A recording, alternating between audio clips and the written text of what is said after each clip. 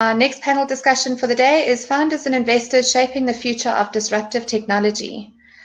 With us today, we're pleased to have Clive Butkow, Chief Executive Officer of Kalon Venture Partners in South Africa, and Philani Sangweni, Co-founder and Managing Partner of E4E Africa in South Africa. We will also have Neil de Beer, Chief Executive Officer, Investment Fund Africa in South Africa. He'll be joining us in a few short minutes. But since this is an interactive session, I'm actually going to hand over and ask the panel to please introduce themselves and just tell us a bit about your background. Clive, would you like to start?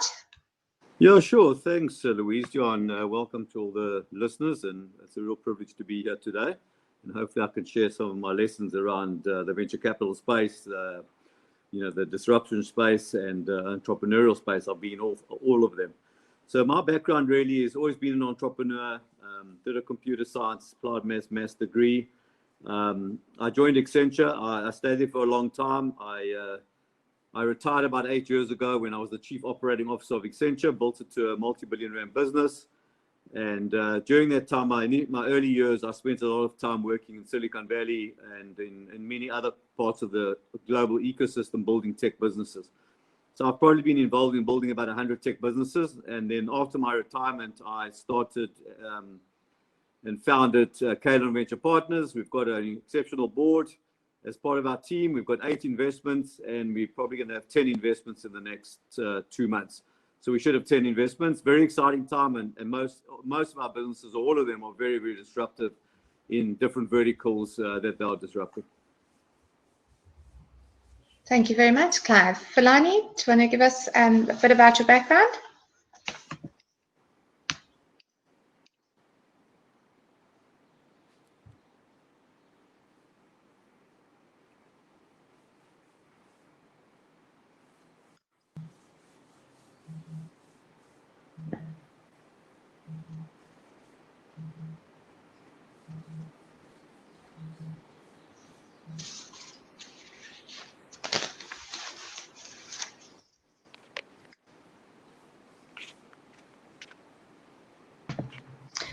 Philani, a lot of the audience can't hear. Can you please just check your sound for us? Sorry, it's just coming through. Yeah, sorry, it's Clive here, but I can't hear either.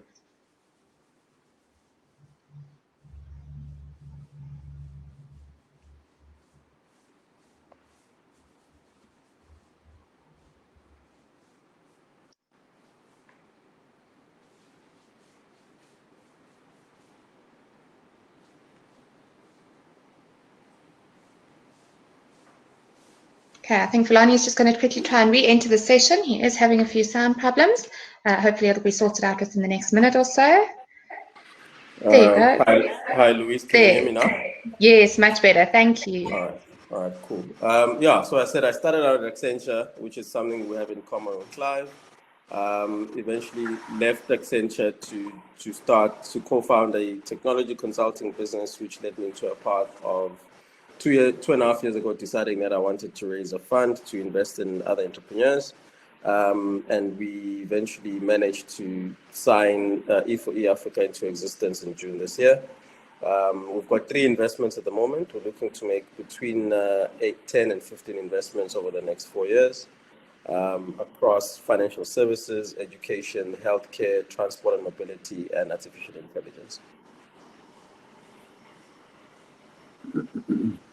Thank you very much. Okay, well, again, to everyone listening to us today, it is an interactive session, so if you do have any questions, please don't hesitate to post them on the right-hand side and we'll address them with the panel. For now, let's get into technology and let's talk about the disruptions.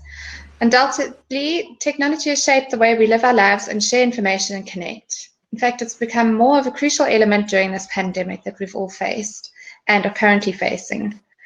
There are so many advancements like artificial intelligence, blockchain, 3D printing, virtual reality, and the Internet of Things, amongst copious amounts of new technologies being entering the marketplace at the moment. We just can't afford to sort of ignore it in the business world and also to see the opportunity in it as an entrepreneur. Clive, what technologies do you see as being disruptive in the future? Well, I think let me just start out with what's quite interesting. What we're finding is a lot of everyone understands that every business is going to become a digital business. I think that's pretty common knowledge.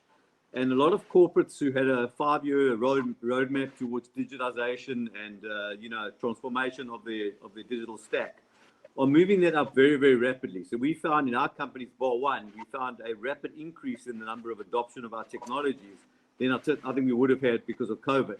Because I think people or companies have realized that you have to become more digitized. If you don't, you're going to be outcompeted by the small guys or your competitors. So there's been a huge uptake of our technology in the corporate environment, whether it's in banks or insurance or in retail, across all the verticals we've seen, across all our companies we've seen, except for one, which was hit by COVID, we've seen quite substantial growth. So what are we seeing today? I mean, we're seeing literally, the fintech space is very, very disruptive, that being payments, that being wealth management, that being insurance. So a lot around the fintech space, a lot around the retail space. We've just invested in a company called CarScan, which is disrupting the automotive industry, from the buying and selling to the insurance of automotive. I can talk more about the company in a few minutes. But we recently invested in a cybersecurity company which solves it prevents phishing and spoofing. And we all know one thing we've been having to live with for many, many years, and even worse through COVID, is the amount of fraud and corruption that's been, or fraud through the internet. And this technology that we've invested in completely prevents any phishing and spoofing from taking place on a client's domain. So we already got up to 500 domains on the technology, and we only launched this company they only launched their product in about January. So in 10 months, it's expanded exponentially. So just to summarize, I think corporates are adopting technologies much faster. I think corporates are waking up to realize that they need to do that, and they have to actually bring forward and accelerate their digital strategy from what it was to the new normal, from what it is today.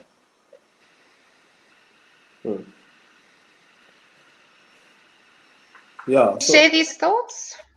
Yeah, I want to Anything to echo a lot of what Clive said, and maybe just add that is that in addition to corporate, even consumers are also expecting to be served differently after the experience of COVID. So and beyond that, I think industries broadly are trying to think differently about how to serve consumers better. So we've made an investment, for instance, in healthcare, that helps the referral between a GP or a nurse to a medical specialist, and now they're using this platform to securely do that, reducing unnecessary referrals by 30%, and also the platform being used as part of the COVID response, which is prompting the National Health Department and the provincial health departments to start thinking about, okay, should we not use technology even more intentionally to improve, to improve how we provide healthcare to South African citizens. And this product is being used largely by the public sector, by public sector doctors and nurses. And another one where, artificial intelligence, we all know, is becoming a key trend. You mentioned it, Louise, we invested in a business though that's trying to, everyone worries about how for an hour and artificial intelligence is going to take away people's jobs. This business is actually trying to do the opposite. So they do what's called data annotation. And what that is, it's a labor-intensive process where someone needs to sit down and label data before you can feed it into machine learning algorithms. And this company saw an opportunity to build a platform where young unemployed South Africans can go in, register as a labeler, and they get sent data on their phone or their laptop if they have access to that, and they can actually label data and get micro jobs as an entry into the data science world, as it were, and start participating in supposed jobs of the future. And then thirdly, township consumers, don't get served the same way as suburban consumers have. So we invested in a business that focuses on doing grocery deliveries primarily to the township consumer, and we saw a huge increase in demand for the product during hard lockdown because the retail economy was severely hit by this. So we're seeing what we've always said at IFOE is that we want to invest in businesses that are transforming key industries of our economy and our society, and COVID, what COVID did for the country was to to highlight pre-existing challenges, either in healthcare, in education, and how township consumers or majority of South Africans are being served by corporate South Africa. And it just, so entrepreneurs were already solving for that, saw an increase in the demand for the products that they serve. And I believe that those are the sort of products they're gonna create the new economy, as it were. So I echo what Clive said on the corporate side, but also I think on the consumer side it's also happening. It's definitely forced a lot more companies to adapt and sort of adopt to technologies a lot faster than what they could have and would have in the past. They've had to have an open mindset. With that said, do you think it's a safe statement to say that there is an increase in tech startups? Are investors getting more sort of applications for startups in the tech realm, or have we not seen a spike of that yet? I think if I take that first, Louise, I mean, we've seen that for years. The amount of tech startups have been extrapolating for many, many years now. And the reason for that, let's forget COVID for a second. COVID has not been brought on the amount of tech startups. It might have accelerated them. But, the cost of starting a tech company today, I think back to the first time I was working with building a company, it cost millions and millions of rand, 10, 50 million rand to get a tech company off the ground. Why was that? Because you needed to have your physical hardware, your servers, your internet connections and everything like that. And it just cost an absolute fortune. I mean, I looked at a presentation the other day done by Singularity University, and they say it cost 50th of what it costs in 2020 to build a business. So it was costing 50 million rand in 2000 is costing 1 million rand to build now. So that's why since the mobile phones have really gone and become quite pervasive across all over the world, internet connectivity has become pervasive all over the world, and it's enabled the speed of these phones and the speed of the internet has enabled all these tech companies to literally start out of their garage. They've got one good program out of their garage, maybe a couple of bits of something to keep awake at night, and then an iPad or a laptop and an internet connection. And that's all you need to get a tech business going. A tech business is very capital light and capital efficient. So this trend has been going on for a long time. So we started Kalon about 6 years ago. We were getting probably each year 500 plus, probably 50 a month, about 600 a year. Tech businesses were coming to us, but the problem is they were tech businesses. They weren't necessarily tech investable businesses for us. Doesn't make them a bad business. They just weren't venture capital ready, or we never thought they'd become venture capital investable, because we look for certain returns, which is 10x on every one of our businesses. But so I'd like to hear Philani's view, but we've just seen the increase. It's just, I was presenting in Cape Town yesterday to 50 African entrepreneurs, tech entrepreneurs around sales and marketing. And just to see the growth of South Africa and Africa tech is just, it's quite extraordinary. But it's just really, entrepreneurs take opportunities. They see opportunities to solve problems. Africa has problems, and that's why we're seeing such a resurgence of tech.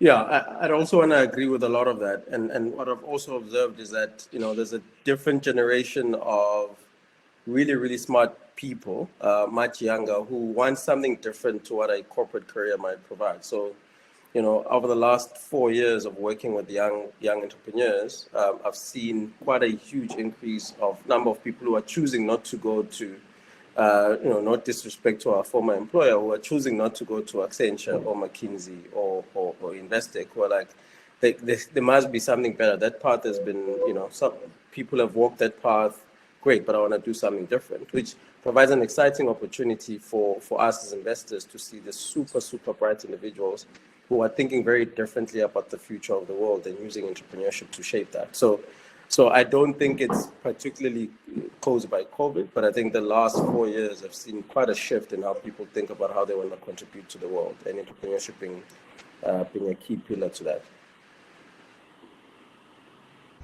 And with that said, how do founders and investors contribute towards this technology disruption that's currently happening? Do you think it's helping stimulate the growth? Yeah, I think so, right? So all things need to be in place for these things to grow. So the education needs to be in place to teach entrepreneurs how to be entrepreneurs, how to solve problems. But also investors need to be there, so entrepreneurs can feel that the chances of raising capital and building their businesses exists. And what we've seen, with Kalon coming in, when Clive started it, there's been quite a number of funds since then that have started in South Africa. And I think there'll probably be a lot more over the next few years of people who are coming to this fund management space to invest in entrepreneurs. I think the more we increase that, the more we start to attract good quality investors and checks into good quality entrepreneurs. We'll start to see a ripple effect and a cycle of where we start to attract even international money to come into the country and invest in entrepreneurs. So I think investors play a critical role, but for me, the most important person in this thing is the actual entrepreneur. We're there to provide an enablement, to provide the funding, to provide the coaching.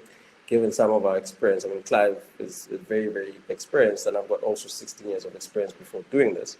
So we can enable, but the entrepreneur still needs to be at the center of it all. Yeah, I think just to add to Philani, I mean, I think what we must understand, there's very different investors for, let's just say, tech businesses. There's really from seed investors that invest at a very, very early stage, to angel investors who invest once maybe there's a product and now they've got the entrepreneurs have got 1 or 2 clients, to the venture capitalists like myself, who really invest in growth capital. Once an entrepreneur is already growing their business, they're growing it every month by double digits, 10, 20, 30% month on month. They've got 10, 15 clients and they really need growth capital opposed to startup capital.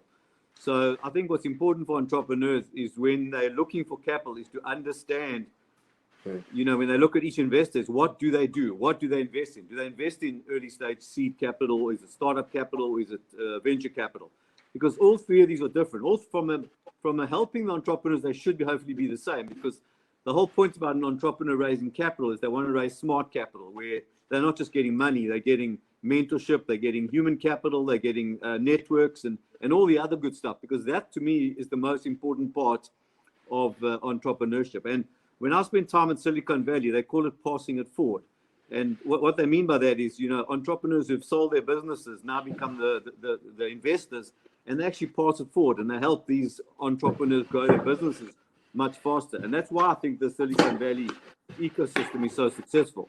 Now, we need in South Africa, we need more of these entrepreneurs that have exited businesses to become the VCs and the angel investors and the investors, because they really can take a business from 0 to 100 a hell of a lot quicker than someone that hasn't got that scar tissue or that, that mental model and the playbook of actually how to build a business. So my advice, again, just to reiterate that there's different investors for different stages of a business. And venture capital or angel investing is not right for everyone. You just have to look at what type of capital your business needs or your business actually deserves, because I don't think Philani is going to invest in a business that's going to give him a 1x return or 2x return. No. We most definitely not. Unless we see a 10x return on our capital, we're not investing. Yeah. On that, we have had, and Philani, we have had the other speakers sort of give us their consideration process. But since we're talking about technology companies, and we know that the quicker you have to get to market to remain relevant, how long is your consideration process for a tech startup? I mean, I don't think the consideration process should be any different whether it's a tech startup or anything else. We want to move as fast as we can. But we actually, at the same time, we don't want to cut corners, because this is a very important, when you type with your, and not just for us, for entrepreneurs as well, when they type with a venture capitalist like E4E plus ourselves, you're entering a 7-10 year marriage. You're not entering a 3-month relationship or 1 date. So you have to make sure that culturally that you actually fit, your values are the same. So that's very, very important that for both parties that you actually can do that. I remember when I did spend time in Silicon Valley, they used to tell me that, the average American marriage was 6.5 years, and your average time you spend with your VC, 7 to 10 years. So you've got to be careful who you choose. And so, just don't just go think, oh, I can get capital. Okay, I've got capital. But it might be the wrong partner completely. One thing I've learned being in this business for so long is, you can change your go-to-market model, you can change your product, you can change your marketing approach, but I'll tell you something, it's very, very hard to change your investor. So rather pick very carefully for both of us, whether it takes 3 weeks, 4 weeks, or 2 months, that's less important. But I'd say 2 months is probably our from cradle to grave, meet the entrepreneur to money in the bank, probably about 2 months. Yeah. Yeah, so I'd say for us as well, it's around 2.5, 3 months, probably the average. But what makes it, I mean, we have made a decision much quicker than that, and what creates that, to Clive's point, is when we've known the entrepreneur for longer. So we typically engage with the entrepreneur. We prefer engaging with entrepreneurs before they are raising capital, right? So if I can spend time with you for the next 6 to 12 months, I meet you every month, understand where you are, I provide coaching, I help where I can, and I can see you taking the coaching and you're growing, but also you can see that I'm adding value to your business and to your life. By the time you're doing a fund, we help you actually even think about what you should be raising when. So by the time you actually start that fundraising button or hit that fundraising button, it can take us 2-3 weeks for us to make a decision because we've been through the journey with you. So what delays this thing is typically when we meet you when you're already raising, you're under pressure, you want to close around in the next month or two, and we don't know each other, right? You don't know how we work, you don't know who we are, we don't know if there's a values alignment. It can create unnecessary tension. So I always advise entrepreneurs, engage with us early. So the best email I've seen from an entrepreneur is one that has said, this is who I am, this is what my business is doing. I'm not ready to raise from you yet, but can I spend 30 minutes every month with you just to take you through where I am? I think I'll be raising in the next 12 months, right? That provides the opportunity to go through the items that Clive just mentioned. And that's extremely important because, yeah, it is a long-term relationship. And people don't think, when they need cash now, they take money, and that could be the money that kills their business. It's almost that partnership and synergy between investor and entrepreneur, and building that trust. I suppose it's not built overnight. Yeah, 100%. Philani, on that, what advice would you give to entrepreneurs that would like to launch a business in tech? What are the realities that they would need to know? Any tips and points beyond, sort of engaging at the onset of their ideas?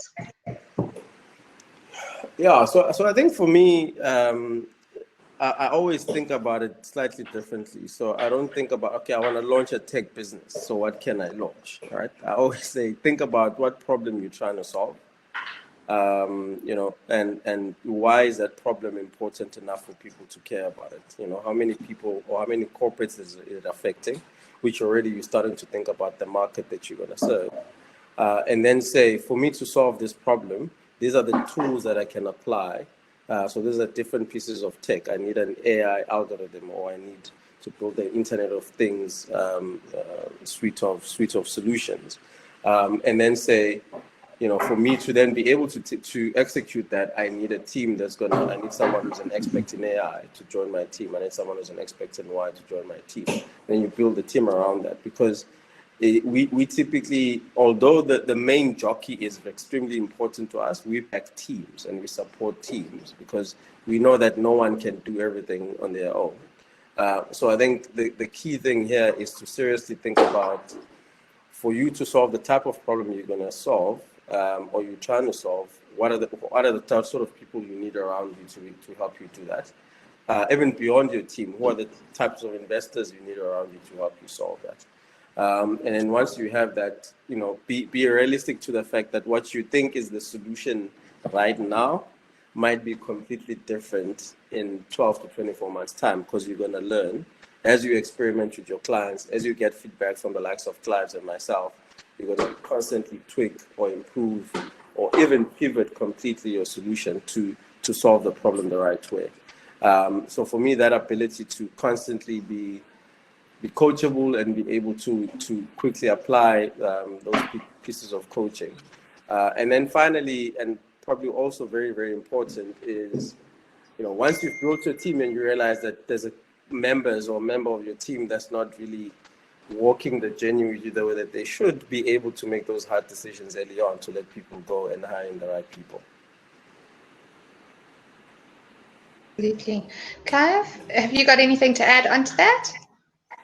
Yeah, I think Philani summarized it very nicely, but I just a slightly different lens into it. Philani said it very clearly. Most entrepreneurs solve problems for themselves, but you've got to find the problem that you want to solve, and it's got to be a big. If you want venture capital funding, it's got to be a big enough problem, as Philani said. But so you're doing something in your life, and something doesn't work. You say, sure, there's got to be a better way. There's just got to be a better way, and you come up with a better way. So you find the problem, you go out there and you speak to lots of people, and they say, I've got this problem. If you could give me a solution, I would definitely pay you for the problem. So the key thing to me is to get out, someone that's got a great idea, is to get out and speak to 100 customers. And if I have 90 of those 100 say, wow, this really is my problem, and I would pay you if you could solve this problem, then you're onto something. If 5 out of 100 say it, you're not onto something. So once you've got the idea and the problem, it completely should be with no risk, no investment. Speak to customers. Get out there. I call it getting out the building, because there's no point in being in your own building because there's no customers there. So go and speak to potential customers. Find out who your persona is. If it's whoever that person is, male, female, age group, whatever their salary expectations are. But find those people and then go and speak to them. And explain to them maybe in a piece of paper what you're trying to do, and they can tell you this is a great idea or not. So once you've got that and you've worked out, yes, this is a great idea, now you need to start building it, because remember, tech business, you've got to build. So the story about building it and they will come. So you build it first and you'll find the customers. That's something that happens in the movies, in Field of Dreams. It doesn't happen in real life. But what I always say to the guys, if you're a tech business, you need to do two things. One is someone's got to build the stuff. You've got to build the tech. So you need to be a really good engineer. And then someone's got to sell the stuff. So there's two types of people that you always need, and at least two founders. I don't think one founder can do both. And I've seen too many engineers trying to become the salesperson, and they're not. Engineers like building code, and they want to build and build and build, and they build too much code. So they don't get it out there because they say, oh, one more widget and one more thing and one more this, one more that, and they never get it out into the world because it's not 100% perfect, and they let perfect get in the way of possible. So have a team of someone that can build it and then someone can sell it. And if you just start with those two, I think you've got a good chance of actually becoming a very successful business. Brilliant insights. Thank you very much. What funding avenues that tech entrepreneurs can explore to raise capital for their businesses? I know that there might be quite a few avenues that they could explore. Do you have any top fives?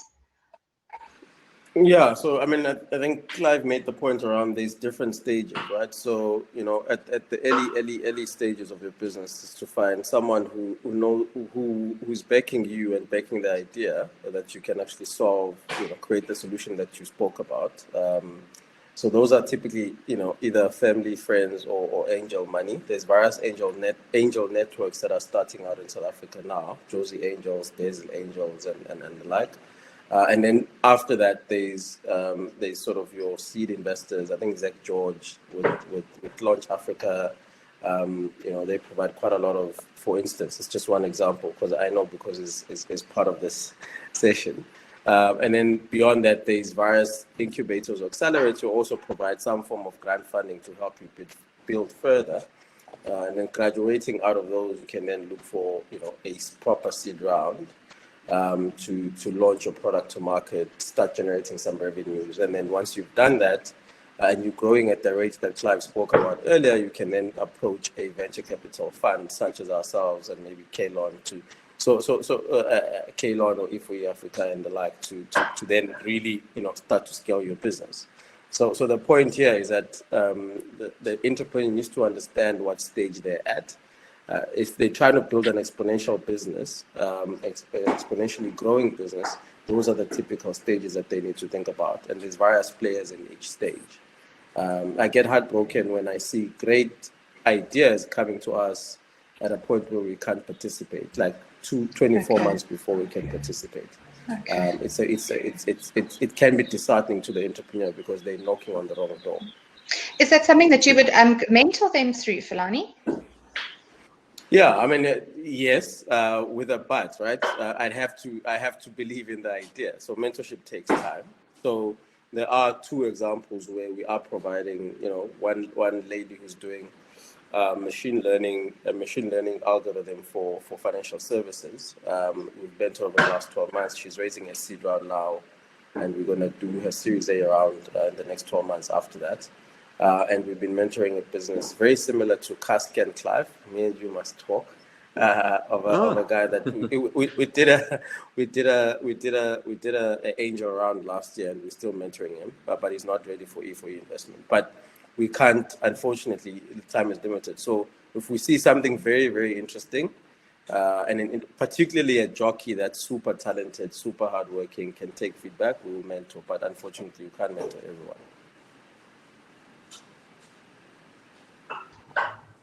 Clive, anything, any inputs that you can give us from there, from Yeah, your side? I think Philani, I think you summarised it very nicely. I think Into I the did stages. I was on a panel yesterday at Africa Arena on crowdfunding. Is crowdfunding going to replace venture capital? Now, I think venture capital is here to stay. You know, I've heard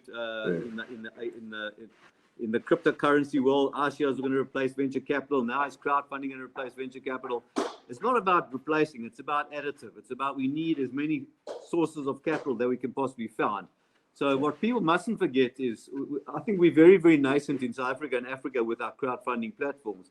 But really, if you are early and you've got a great idea and a great team, that is a platform to raise capital, where you get, you know, thousands of investors putting in a small amount to raise a certain amount of capital. Now, that all I'm saying is there are many, many ways of raising capital. There's DFR funding, you know, there's access to grant funding, there's access to many kinds of funding. And I think entrepreneurs need to understand, as both of us were saying earlier, is what funding is available for me at this stage. TIA has got funding. You know, I don't know, I'm not close to all these others, but definitely crowdfunding. There's quite a few platforms, there's a few new platforms coming up. There's, in America, as an example, just to give you an example, there's about 55, or last year there was about 55 crowdfunding platforms or equity crowdfunding platforms where you raise from the crowd versus over 1,000 venture capitalists. And each VC was doing about 11 deals per year, each partner. And the crowdfunding platform was doing more than that. So there was more deals coming out of but remember, volume-wise, much lower, but numbers per platform were actually higher. So people mustn't forget that crowdfunding is becoming a bit more mature. There's a lot more, there's a bit of regulation around it coming out from the South African government and other governments.